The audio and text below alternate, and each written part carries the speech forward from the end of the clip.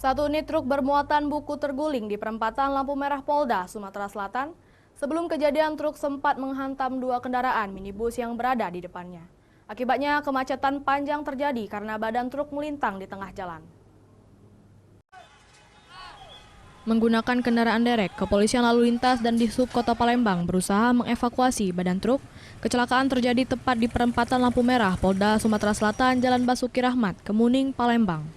Sebelum terjadinya kecelakaan, truk ekspedisi bermuatan buku pelajaran tersebut menghantam dua kendaraan minibus yang ada di depannya. Polisi yang tiba di lokasi kejadian melakukan olah TKP. Sementara dua minibus hitam bernopol BG1762IP dan Livina Silver bernopol BM1562SR ringsek dan pecah bagian kaca belakang.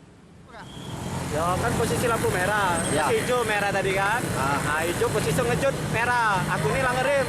Pas ngerem hilang rem aku langsung. Oh, terasa blong ya? Langsung ngeblong, aku buang, makanya kejadian ini. Jadi bisa terbalik ini Kak? Posisi buang gitu. Posisi buang ke kanan ke kiri?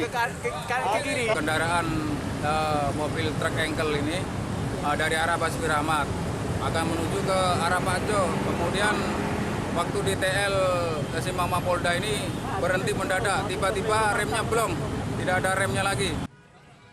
Tidak ada korban jiwa dalam kejadian ini, namun sempat terjadi kemacetan dan berhasil diurai oleh petugas. Dari Palembang, Firdaus, iNews melaporkan.